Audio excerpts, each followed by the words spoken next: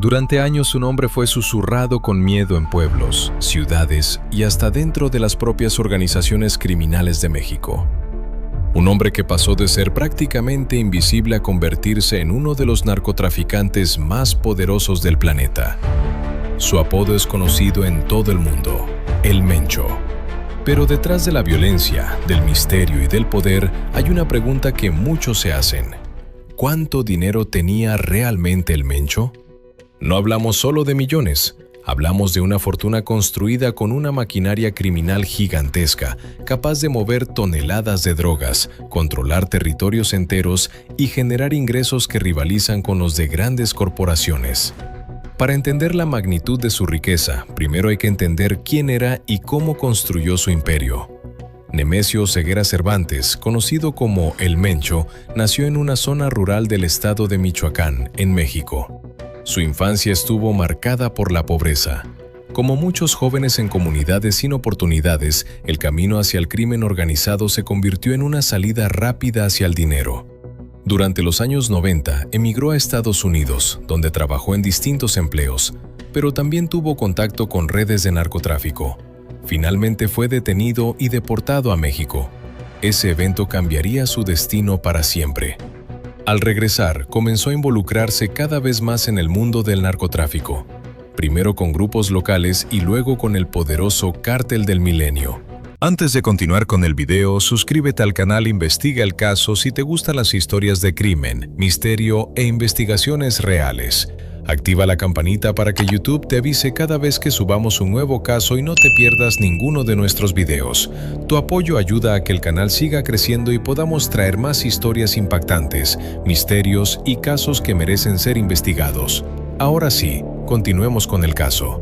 Allí aprendió cómo funcionaba el negocio: rutas, contactos, lavado de dinero, producción de drogas y control territorial.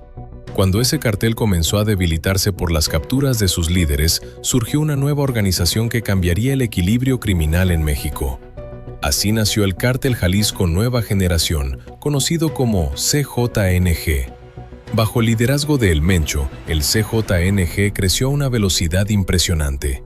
En menos de una década pasó de ser un grupo regional a convertirse en una de las organizaciones criminales más poderosas del mundo. El cartel comenzó a expandirse por todo México. Controló rutas clave para el tráfico de drogas hacia Estados Unidos, Europa y Asia. Y no solo se limitó a una sustancia. El CJNG traficaba metanfetamina, cocaína, heroína, fentanilo, marihuana. La metanfetamina en particular se convirtió en una de sus principales fuentes de ingresos. Laboratorios clandestinos en zonas rurales producían toneladas de esta droga que luego eran enviadas a Estados Unidos. Según estimaciones de agencias internacionales, el mercado de metanfetamina puede generar miles de millones de dólares cada año. Si un solo laboratorio puede producir cientos de kilos por semana y cada kilo puede venderse por decenas de miles de dólares, las ganancias se multiplican rápidamente. Y el CJNG tenía muchos laboratorios. Pero el dinero del Mencho no solo provenía del narcotráfico. Su organización también estaba involucrada en otras actividades criminales altamente lucrativas: extorsión a empresarios, secuestros, robo de combustible, control de puertos, minería ilegal, tráfico de armas. Cada una de estas actividades generaba ingresos adicionales que alimentaban la enorme maquinaria financiera del cartel. Uno de los negocios más rentables fue el huachicol, el robo de combustible a los ductos de petróleo en México. Bandas controladas por el cartel perforaban las tuberías y vendían gasolina robada en el mercado negro. Este negocio por sí solo podía generar millones de dólares cada mes. Pero ganar dinero es solo una parte del negocio criminal. La otra parte es esconderlo. Aquí es donde entra el sofisticado sistema de lavado de dinero que permitió a El Mencho ocultar gran parte de su fortuna. El cartel utilizaba empresas fachada para mover dinero sin levantar sospechas. Restaurantes, inmobiliarias, compañías de transporte, negocios agrícolas y constructoras. En apariencia eran empresas legales, pero en realidad servían para mezclar dinero del narcotráfico con ingresos legítimos. De esta forma, el dinero sucio se transformaba en dinero aparentemente limpio. También utilizaban bancos internacionales, transferencias a paraísos fiscales y redes de prestanombres. Personas que, en los documentos, aparecían como dueños de propiedades, empresas o cuentas bancarias, pero que en realidad solo servían para ocultar al verdadero propietario. Las autoridades estadounidenses estimaban que el CJNG movía miles de millones de dólares al año. Pero entonces surge la gran pregunta. Si el cartel generaba tanto dinero, ¿cuánto le pertenecía directamente al Mencho? No existe una cifra exacta confirmada. Parte del misterio de los grandes capos es que su riqueza rara vez está registrada a su nombre. Sin embargo, analistas y agencias de inteligencia han hecho estimaciones basadas en las operaciones del cartel. Algunas investigaciones sugieren que la fortuna personal de El Mencho podría haber superado los $1.000 millones.